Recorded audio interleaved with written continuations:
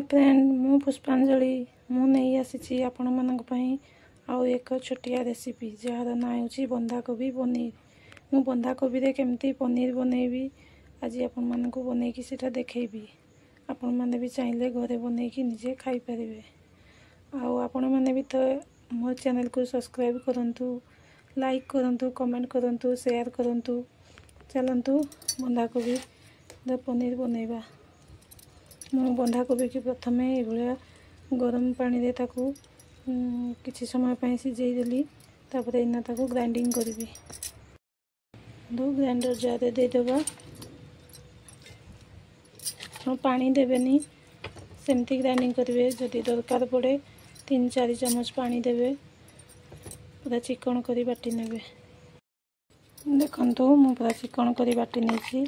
आपण ए भलिया पूरा chicken curry बिना पानी देकी बाटिबे। जदि निहाती दरकार पड़े 2-3-4 चम्मच पानी देबे। चलंतु ए बेटर रे कोन कोन मिसैबा मु आपन को कहूची। देखंतु संग माने एबे बेटर टी रेडी हेछि। मु बेटर रे कोन कोन मसला दोची आपन को कहि दोची। प्रथमे अदा और रसुन रो पेस्ट देली। तापर हल्दी गुंड, लंका गुंड गोटे चामच। आपन राग अनुसार आपन केते राग खाइबे से अनुसार लंका गुंड पकई परिबे। लूण आउ तापर मु पछरे अल्प रिफाइन तेल देखि जीरा पाउडर देखि गुळै दोची। देखन तापर बेसन भी देबी। बेसन आपन हिसाब रे देबे। आपन को बेटर केते बहलिया अछि एबा केते पानी अछि से हिसाब रे बेसन देबे। मु 5-6 चम्मच बेसन देछि जेतु मो टिके पानिया अछि बेटर। देखंतु बेसन देकी इना मु चामच रे गुळै देबी। गुळै सरला देखंतु एबला आपन गुळै नेबे। ता लम्स रहिते देबेनी।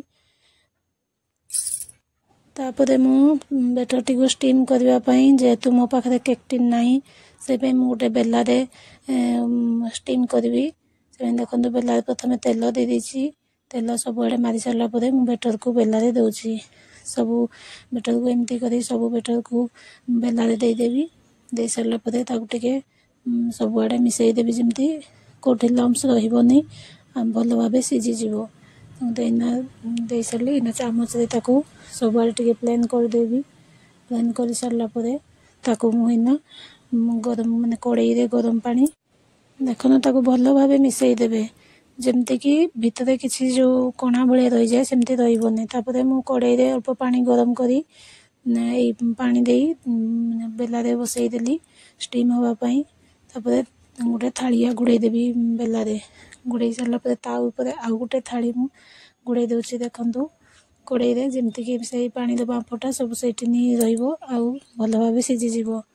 ता सिझिबा पई निहाती कम से कम टिके बेसी टाइम लागिबो जेहेतु टिके पानिया अछि मोर बेटर से पई। से भीतर देखंतु मु मसला रेडी कर नउची। प्याज आ बिलाती आ रसुन अदा को मु सिझेई देथिली। जेमती सिझेई देले आउ बेसी कसिते पड़िबोनी मसला से पई मु सिझेई देथिली। आगुरु सिझेई की ताकू ठंडा कर नेथिली। एबे ताकू ग्राइंडिंग कर नेबी। सब को एकाथ मिसई की ग्राइंडिंग कर नेबी। देखंतु ए बडा जा दे देखी आपण बाटी बिले भी हबो, ग्राइंडिंग करले भी हबो। मु ग्राइंडिंग कर नेली। देखंतु पुड़ा अछि। या पर देखंतु सुखिला मसला रेडी कर नबा माने गुंड वाला मसला। मु गुंड वाला मसला रे नेछि जीरा पाउडर आउ धनिया पाउडर आउ हल्दी गुंड, लंका गुंड आउ जीरा लंका गुंड आउ जीरा पाउडर। गरम मसला जेतु मु गरम मसला पकेई नै ना मु सेटा लास्ट रे हे सरला परे तरकारी मु पकेइबी। से पे गरम मसला नै मु खाली लंका गुंड, हल्दी गुंड आ जीरा धनिया गुंड ए सब नेछि। देखंतु याकू सब सुखिला मसला नै कि मु अल्प पानी देकी ताकू गुळै दोछि। माने गुळै देले कोन टे मसला कलर टिके भलो आसीबो। से पे मसला को सब गुळै की मु रेडी करके रखि नउछि। देखंतु हे गला पूरा मोर मसला गुळै देली। एबे कड़ाई नै सेते मु अल्प तेल गरम करी प्रथमे गुंड वाला मसला जे गुळै थिली पानी रे से मसला को कसिबा। मु वीडियो टा करी पारलिनी जेतु तेल रे मु प्रथमे जीरा गोटा सुखिला गोटा गरम मसला आ एक गोटे तेजपत्र देकी मसला को कसी नेली। ଦେଖନ୍ତୁ ଏ ମସଲା ହେଇ ସାରିଲା ପରେ ମଝିରେ ମଝିରେ ଟିକେ ଟିକେ ମସଲା କଷୁଛି। ଭଲ ଭାବେ ହେଇଗଲା ପରେ ମୁଁ ବାକି ଯେଉଁ ମସଲା ବାଟିକି ରଖିଥିଲି ଗ୍ରାଇଣ୍ଡିଙ୍ଗ କରିକି ବିଲାତିରେ ଆଉ ପିଆଜ ରସୁଣ ଅଦା କି ସେ ମସଲାକୁ ଏଠି ଦେଇଦେବି। ଦେଲେ ଭଲ ଭାବେ କଷିଦେବି। ଦେଖନ୍ତୁ ଏବେ ଦେଇଦେଲି। ୟାକୁ ଦେଇ ସାରିଲା ପରେ ୟାକୁ ବି ଟିକେ କଷିବା ପାଇଁ କଷିଦେବି। ଦେଖନ୍ତୁ ମୁଁ କଷି ଦେଉଛି। ଇଏ କଷି ହେଲା ଭିତରେ ମୁଁ ସେପଟେ ଆରପଟ ଚୁଲାରେ ମୁଁ ଷ୍ଟିମ୍ କରିବା ପାଇଁ ଛାଡ଼ି ଦେଇଛି। ସେ ଭିତରେ ମସଲା ବି କଷି ଦେଉଛି। ସେ ଷ୍ଟିମ୍ ମସଲା ହଉ ଷ୍ଟିମ୍ ବି ହେଇଯିବ। ତାପରେ ୟାକୁ ଭଲ ଭାବେ କଷି ଦେଇଛି। ଆଉ ଟମାଟୋ ବି ପକାଇତେ ବି ପଡ଼ିବନି। ଟମାଟୋ ଦେଇଦେଇଛି, ଲୁଣ ସବୁ କିଛି ବି ଦେଇଦେଇଛି। ୟାକୁ ଦେଇ ଚାଲନ୍ତୁ ଏବେ ଦେଖିବା ଯେଉଁ ଷ୍ଟିମ୍ କରିଥିଲି ସେ ହେଲା ନା ନାହିଁ। ଦେଖନ୍ତୁ ହେଇଲା ପର୍ଯ୍ୟନ୍ତ ହେଇନି। ମୁଁ ଛୁରୀରେ ଦୁଇଥର କେତେ ଛୁରୀରେ ଦେଖି ସାରିଛି, ହେଇନି। ତାପରେ ଏବେ ଦେଖନ୍ତୁ ପୁରାପୁରି ହେଇଗଲାଣି। ମୁଁ ତାକୁ କାଟି ବି ଦେଇଛି। ପନିରର ସେପ୍ ଦେଇକି କାଟି ଦେଇଛି।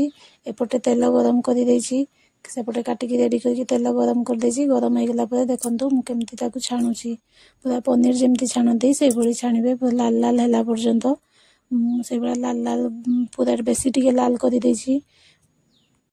ମୁଁ ସବୁ ଗୋଟେ ମାନେ ଯେଉଁ କାଟିକି ରଖିଥିଲି ସେ ସବୁ ତ ପକାଇନି। ଅଧା ପକାଇକି ପ୍ରଥମେ ଭାଜିଦେବି। ତାପରେ ପୁଣି ଆଉ ଅଧା ପକାଇକି ଭାଜିବି। ସବୁ ତ ଏକାବେଳେ ପକାଇଦେଲେ ହେବନି।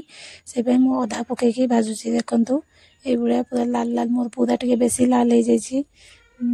ତ ପୁରା ସ୍ମୁଥ୍ ବି ଅଛି। ମୁଁ ହାତରେ ଧରିକି ଦେଖିଲି ପୁରା ସ୍ମୁଥ୍ ଅଛି। ସେପଟେ ମସଲା ବି ଦେଖନ୍ତୁ ଫୁଟି ଆସିଲାଣି।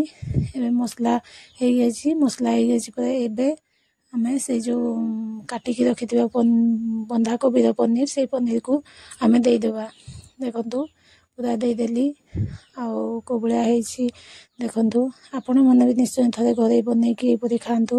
ଦେଖିବେ ଭଲ ଲାଗିବ ଆଉ ପୁରା ଟେଷ୍ଟି ବି ଲାଗିବ। ଦେଖନ୍ତୁ ପୁରା ଫୁଟି ଆସିଲାଣି। ମୁଁ ଏବେ ଗରମ ମସଲା ଲାଷ୍ଟରେ ପକାଇବି ବୋଲି କହୁଥିଲି। ଏବେ ପକାଇଦେଲି ଗରମ ମସଲା।